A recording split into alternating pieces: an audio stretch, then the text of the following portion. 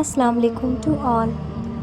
جب اللہ کسی کو پسند کرتا ہے نا تو اس کی پریشانیوں کو بڑھا دیتا ہے تاکہ اسے اپنے قریب کر سکے، اور جب ساری دنیا منہ پھیر لیتی ہے تو اس وقت بھی اللہ تمہارے ساتھ ہوتا ہے، اور مایوس وہ ہوتا ہے جو اللہ پر یقین نہیں رکھتا، اور محروم وہ ہوتا ہے جو اللہ کی نعمتوں کا شکر ادا نہیں کرتا۔ دنیا میں سب سے تیز رفتار چیز دعا ہے، جو دل سے زباں تک پہنچنے سے پہلے اللہ تعالیٰ کے پاس پہنچ جاتی ہے، اور بہترین لوگ بہترین نیت رکھتے ہیں، جس کی وجہ سے اللہ تعالیٰ ان کے کاموں کو سنوار دیتا ہے، اور جس کام کو اللہ سنوار دے اسے کوئی بندہ بگاڑ نہیں سکتا۔ بے شک زندگی تھکا دینے والی چیز ہے، اور جب تم تھک جاؤ تو اپنے رب کو یاد کیا کرو، کیونکہ سکون صرف اللہ کے ذکر میں ہے۔ لوگوں کے سامنے مسکراتے رہا کرو اور اللہ کے سامنے رویا کرو، کیونکہ دنیا مسکرانے والوں کو پسند کرتی ہے، اور اللہ کو اپنے بندے کے آنسو پسند ہیں۔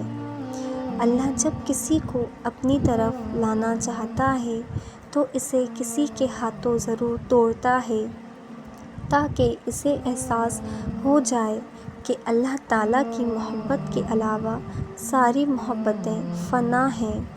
جب انسان اپنے رب پر اس قدر بھروسہ کر لیتا ہے کہ اس کے علاوہ کوئی بھی اس کی ضرورت پوری نہیں کر سکتا، تو اللہ بھی اپنے بندے کو مایوس نہیں لوٹاتا۔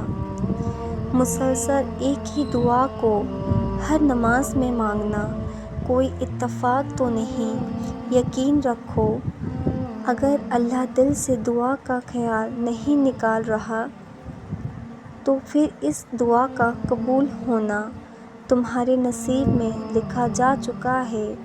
جب تم یقین کا دعویٰ کرنے لگتے ہو کہ مجھے اپنے رب پر یقین ہے، تب وہ تمہارا یقین آزماتا ہے ان چیزوں کے ذریعے جس کے بغیر تم رہنے کا تصور بھی نہیں کر سکتے۔ وہ ان چیزوں کو تم سے چھینتا ہے، سنبھال لیتا ہے اس وقت کے لیے جب تم اسے منانے آؤ، اور اللہ تمہیں دینے کے بہانے ڈھونڈتا ہے۔ تم اللہ کے سامنے سر جھکا کر تو دیکھو، وہ سارے معجزوں کو تمہارے قدموں میں لے آئے گا، اور یہ ممکن ہی نہیں کہ وہ کن کہہ دے اور اس کے بعد بھی تم درد میں رہو۔ میرے پیارے اللہ، ہمارے گناہوں کو معاف فرما اور ہمیں جہنم کی آگ سے بچا، آمین۔ Thanks for watching. If you like my video, so like, share and subscribe. Until next time, Allah Hafiz.